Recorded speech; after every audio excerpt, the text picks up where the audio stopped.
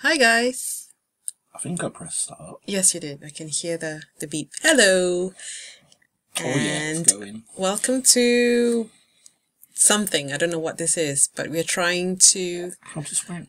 show you how to swank. Yeah. So, welcome to Swanky Paint 101. If you watch all of these videos, you will become a swan king. A swan king. Imagine that. So, go on then. Let's show. Step 1, run application. Hooray! That's version 6. We are now up to version Alpha 6. Is it Alpha 6? Alpha, yeah, we're up to version 6 of alphas. I'm going to take the bloom off of that because it's a little bit too bright for the screen when it's recording. Yeah, that's a little bit better. This is a pixel paint package based upon D-Paint. D-Paint is a very, very, very old paint package from, I think it was started in like 80 something. So The 80s. The late 80s, yeah, is when it arrived. And it's, well, if you remember any graphics from the 90s, basically, almost certainly it was drawn using D-Paint or one of the D-Paint-like paint packages. There were a couple of other ones. Brilliance is the one that I moved on to after D-Paint. You're not talking to me. What are you and was that Promotion? Promotion is the current one that's, the last time I used Promotion was about 2004, 2003, working on Game Boy Advance games. So, I mean, there are still tools like D-Paint. Promotion, basically. Promotion is the only one that's a little bit like D-Paint. But it is, unfortunately, Windows only, and I've been trying to avoid running Windows programs for the last few years. So, ideally, I would be using Promotion, actually, since it does actually do pretty much everything you want it to do. You know, Yep. you can push pixels around, it's great. But because it is very much a Windows program, quite an old Windows program now, and it doesn't really run under Wine either, so it's not something I want to use now. Yeah, so you've decided to make your own. So I finally decided to make my own. And this runs on Linux. It runs on Linux, runs on Android, runs in a web page. That's actually probably the most interesting thing about why it's worth making, is that we can run it in a web page, and once it's running in a web page, we can have a website around it, and you can draw stuff online in a web page, Which we'll get to later on. For now, we're going to talk about Swanky Paint. If you're watching these, you might be viewing it on Steam or YouTube. And please vote if you can, that'll be great. But here it is, Alpha 6, and we will show you what you can do with the package.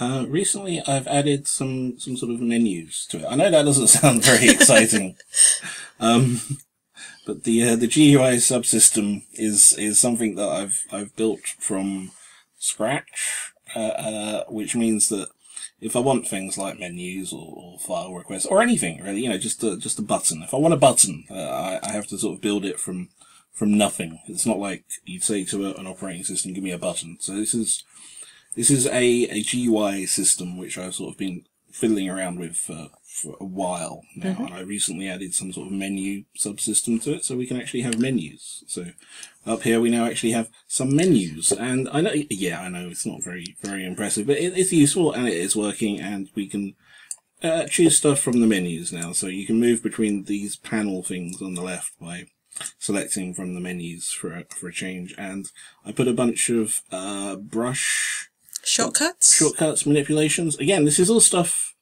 that I remember from D-Paint. So this is stuff that I sort of burnt into my brain as a kid. So it's possibly a little bit strange if you didn't burn this sort of stuff into your brain by drawing incessantly using D-Paint as a child.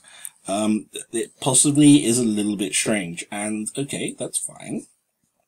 You know, but there are some advantages to the way D-Paint works that were sort of lost when everyone thought that you should be using Photoshop for pixels, which is a really strange thing to do, if you ask me. Yeah, so Swanky Paint is just focused on one thing, which is just pixels. That's pretty much it. And if you focus on one specific medium format and an act, we can then create an entire system on how to create pixel art as efficient as possible. And if you've been doing pixel art, there are certain things that you need. Well, there's things that I'm used to doing. Some things that I was used to doing in D-Paint that just is not something that sort of went on and was copied in other art packages. I mean, the most basic thing is, excuse me while I press a bunch of random keys and stuff and confuse you, is when drawing, right? So when drawing something like that, the most basic action is picking up what's being drawn and then drawing with it. That's kind of something that I do again and again. So you draw like a little something, and you go, yeah, I'd like it over there and over there, and I like to flip it and over there, and that sort of action of dealing with pixels is kind of all I need. It's, you know, I need to be able to pick up brushes that I've drawn, and I need to be able to draw with pixels. I don't need to be able to draw circles or squares or anything like that. Or fill stuff in. Even that, it's just, I mean, there's a bunch of stuff that I just haven't bothered adding because I just don't miss it. I mean, the difference between other packages is that we are focused more on small resolutions. Very small resolutions. Very, very small, which is probably an odd concept, but with pixels, that's the art of it, you know. So it's all about, you know, picking up a bit of the background as a brush and then moving it to somewhere else. And as you can see, it's all about choosing which color is transparent as well, because, I mean, that isn't the right transparency color.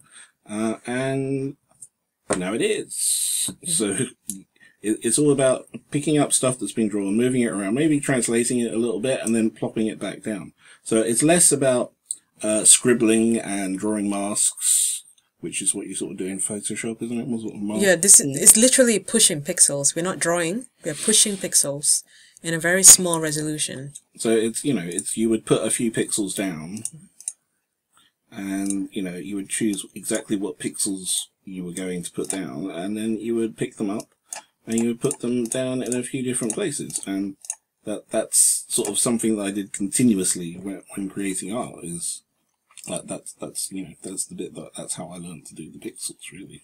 Yep.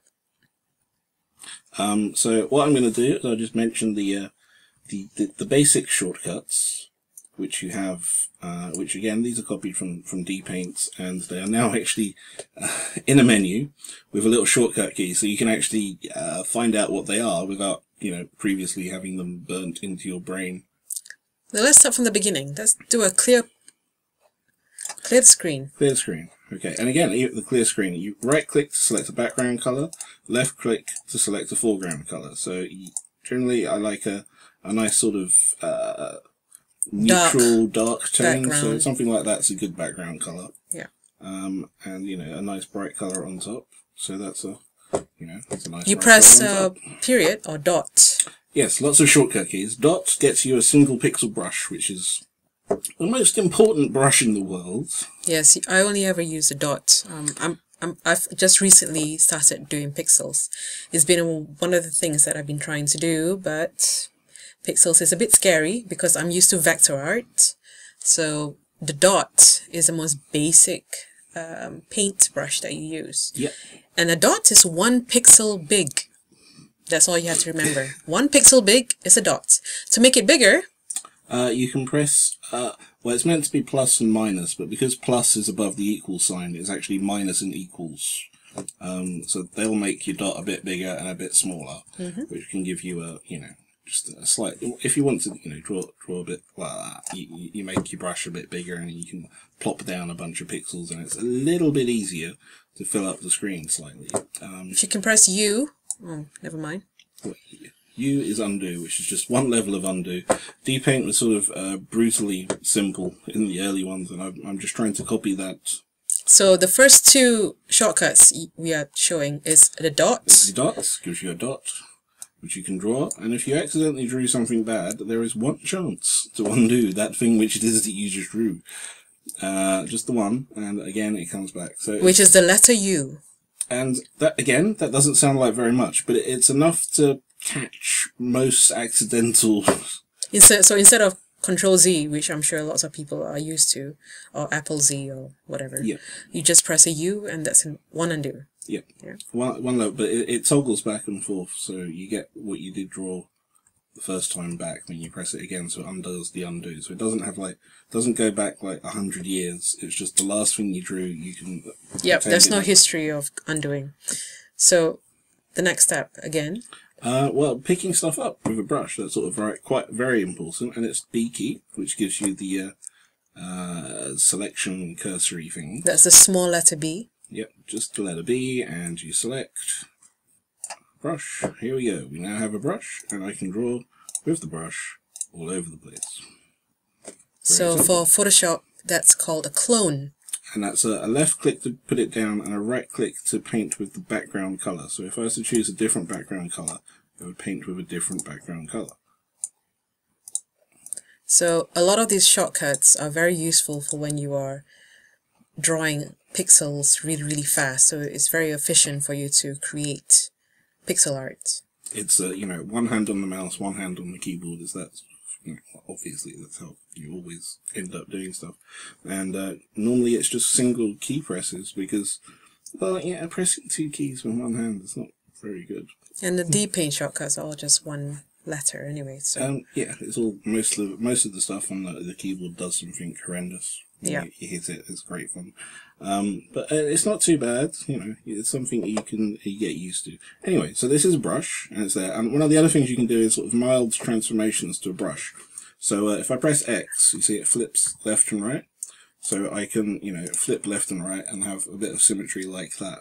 And again, Y flips up and down, so I can do a little bit of symmetry with the X and Y. And I've taken a brush and I've switched it around a bit and very quickly put down some symmetrical pixels with complete control. Yes, just with those few letters, you can pretty much do all sorts of things really, really fast. Very fast. I mean, another one that's sort of used all the time is outline. So I've selected a black color and I press the O key, and now I've got an outline around my brush of a black outline. Very simple.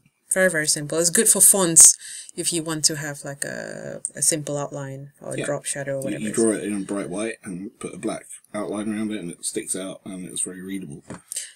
And if you don't want your brush to be that color. Which color? The blue. The blue. Well, you can.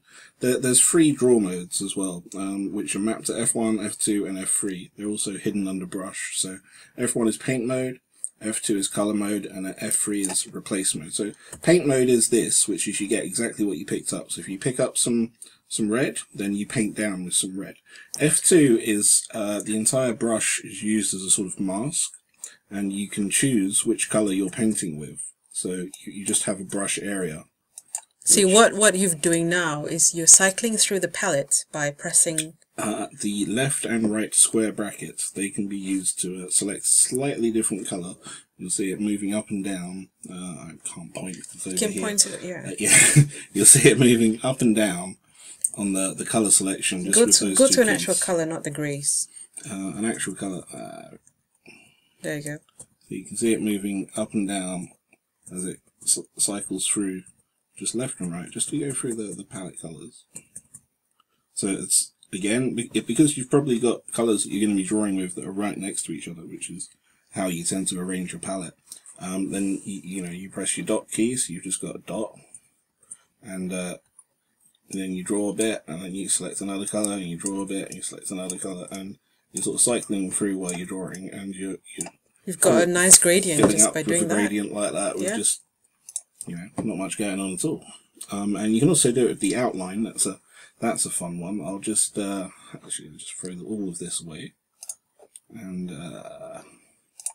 put down a few dots, right? Some random dots. Gonna make some hippie art. Okay, so there's some random dots. I've picked them up as a brush, as you can see. What I'm going to do is outline and select different colours.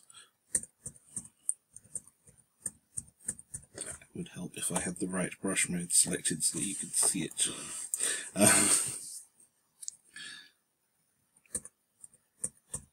So what he's doing right now is adding an outline and picking a different color as the outlines.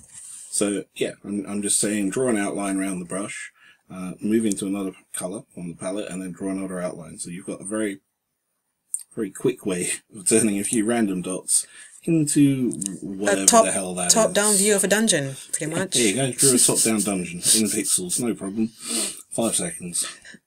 And there you go. And if you caught a glimpse of the swan, that's because he's pressed the letter J.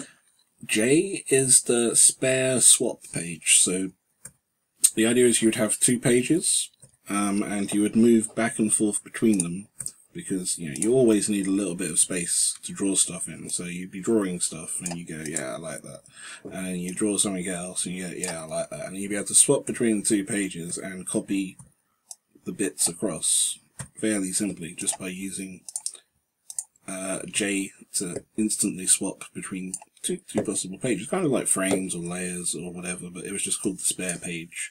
You only had 1 spare page. I appear to have drawn Saturn. See that? Yeah, it's great. So anyway, spare page is really good for if you have tons of ideas but you don't want to crowd it on the main page that you're drawing at. So it's like an extra notebook. It's an extra page that you put all your little ideas in, little doodles, and keep spare things on. Yeah. Well, what I do with the spare page is that I draw something that I don't want to put on the front main page, because I want to experiment a little bit on it, and I don't want to, I don't want to destroy my main page. So I do it on the spare page, and then if I like what it looks like, I just press letter B, pick it up, go to the front page, and there you go. And pop it back down again. And again, it sounds very primitive. It is very primitive. It is incredibly primitive. It's very basic, but it works. But, yeah, it's very good for doing focusing on a very tiny number of pixels, which is what you should be doing if you're doing pixel art. You shouldn't be dealing with like 1,000 by 1,000 screens. You should be dealing with like 30 by 30, that sort of size sprite, or whatever it is you're drawing. And if you're focusing on that sort of size, then the very primitive stuff just helps rather than gets in the way, hinder. Yeah. So there you go. That's a very basic outline of what Swanky Paint does. I think there's a few more brush transforms that I didn't mention. Yeah, the scale ones and the rotate. So Z rotates, so you can see that's. It'd be nice if you drew an actual thing, not an actual, like an arrow. Draw an arrow, an arrow. So people know what where it's looking.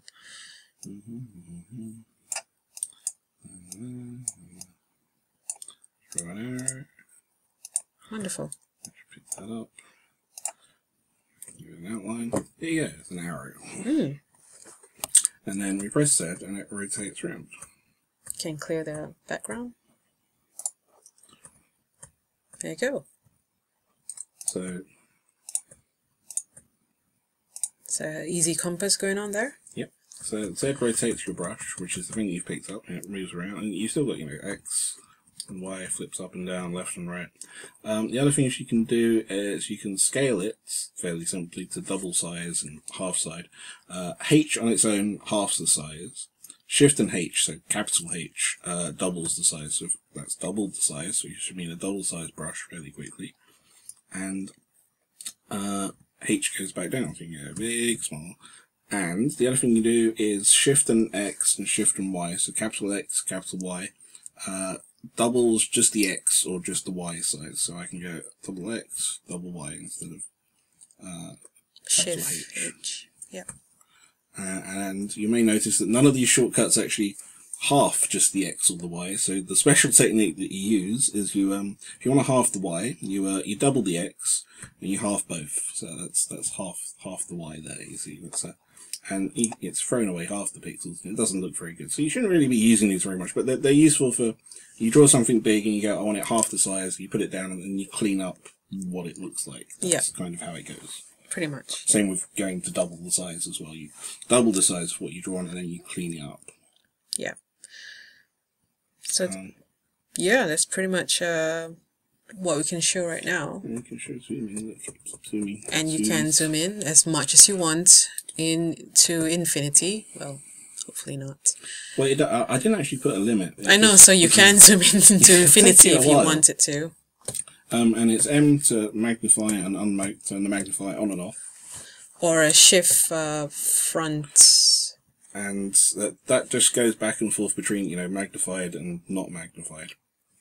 But if you hold down shift and, well, it's the angle brackets. So shift and comma, shift and dot, which means the angle brackets. They let you zoom in and zoom out. And with most things, it's actually centered on the mouse.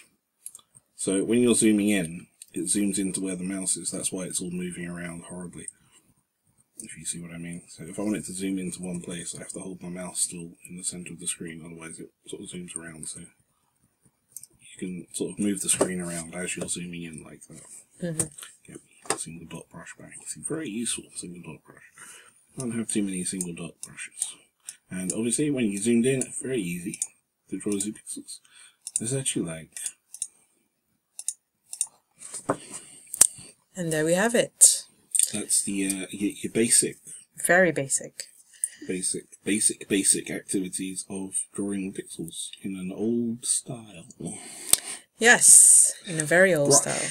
Brush is very important. Pick up, splat it down. So, and that's that's kind of why it's different to copy paste of GIMP or Photoshop or any of the other sort of art tools. Is they're just not focused on that very simple pick up and splat back down of areas of bitmap. It's a different tool. I mean, Swanky Paint is a tool for pixels. We only have one thing in mind, which is basically doing pixels as efficient as possible. Yeah, that's it. That's all it is. And we do, you know, I suppose we should probably add that it's not. We are sort of experimenting a bit, and as you can see here, there's a sort of a bloom effect that runs over the top because this is all just OpenGLES shaders. I can kind of do whatever I want when it comes to rendering the pixels. So this is just rendering the pixels with like a bloom over the top, and it exports of slightly fatter pixels because, you know, nowadays pixels are really tiny. In the past they were quite chunky things. So you need to, you know, use 3 or so of today's pixels. Well, 9, 3 by 3 of today's pixels to equal one of yesterday's pixels. And some sort of slightly funky modes that we've been working on, which is not square pixels. So I don't know if you see, yeah, you can kind of see those. It's a bit hard to see because they're quite complicated, and that screen is a little bit blurry. But these pixels are in no way square. They're very strangely shaped, but they're still pixels. So we can switch between strangely shaped, not so strangely shaped, and this is very. It's good for isometric isometrically pixel drawings. So. Did I mention comma? I don't know if I mentioned comma, but that's the other one. There's 2, comma and dot, right next to each other. Dot gives you the single pixel brush. Comma lets you pick up a color. So I actually don't spend most of my time going to and from the palette. What happens is you're using a couple of colors on the screen already, and you draw a bit and then you just pick it up from, you know, the pixel to the left, you know, is the color that you now want. So you press comma, click on that pixel, and there you've picked up a different pixel color. Pretty much, yeah. And if you can see on the requester, there's a pixel fatness. Yeah, this is the sort of the zoomy. So we have like non-square pixels again, so they could be very wide. Again, because pixels in the past, they were of some horrible aspect ratios, as well as being quite large. They'd also be, you know, twice as wide as they are high, which is your multicolor mode and Commodore 64 sort of thing. So we want to be able to emulate those sort of. If you want that style, you are able to pick. Yeah. To emulate that, you know, same art style if you wanted to. This being the actual size of it, so by default it defaults to, you know, 3 times the size, because like I said, you know, pixels, they kind of need to be much bigger today to be able to see them. But you could, you know, have this size, and this is not an actual zoom. This is displaying what it will look like when you export it. So you can have a sort of built-in zoom to the image before you even start zooming in and adding detail, and then the zoom goes on top of that. So this is the sort of the pixel fatness, which is what's used to export the pixels at a slightly bigger size. Yep. What else was in there? Oh yeah, black line, which is just the guide. Guide shows you how big the pixels are when you're zoomed in. But I mean, none of that's really that important. That's kind of nice. Yeah. So as you can see, there's tons of stuff in there, and we're just showing you the basic stuff for now. We'll probably talk about palettes. Palettes, yeah, all sorts of fun stuff, but just the basic drawing tools. If you were to try and use this, the sort of stuff you would need to know is the dot key and the B key. Dot, B, J, comma. The rest, you probably live without them. Most of it can be done with mouse clicks, and it's fairly obvious where you should be clicking. But it's just nice if you know the shortcuts. I mean, you just... Those are the ones that are just using time and time again, continuously whilst drawing. Is just putting down pixels, picking them up with the brush, putting them down again. Yeah, sometimes a little bit of transformation, like flipping or rotating, just because it's easier than drawing the thing upside down. X and Y. Yeah. At the most. Very simple transformations. And if you want to try Swanky Paint, you can just go to a web page, and I'll try and go to a web page now. Yeah, there we go. You can go to paint.load.net, and that's spelled paint.lo4d.net. And this is a daily challenge, daily art challenge. Yeah. Where you're tasked to draw something. Today's task is Demon Book, and then you can go directly into Swanky Paint on the web page. As you can see, I've drawn a Demon Book already, and you paint it, you save it, and it gets uploaded to the sites, and along with lots of other people doing the same thing. Yeah. So Demon Book, as you can tell, the challenge. You scroll up. It says, using the NES palette in 48 by 48 pixels, and then stylishly rendered with the Bloom 6x6 shader. So these are very restricted palettes and dimensions for each day. So every day is a different palette, a different dimension, and a different theme. And that's what the site's about. But more than that, you can try out Swanky Paint for yourself. Naturally, we only support Chrome because it runs using native client technology. So Chrome is the only browser that supports native client so far. Therefore, you can only use Chrome. So there you go. There is a free version, and you can test out Swanky Paint anytime you want to and join the Pixel community and have fun. And if you like what you see, please vote for us on Steam. Thank you very much. Yeah, are we done? Yeah, we're done. Are we done? Bye. Someone's going to have to press the button. Oh.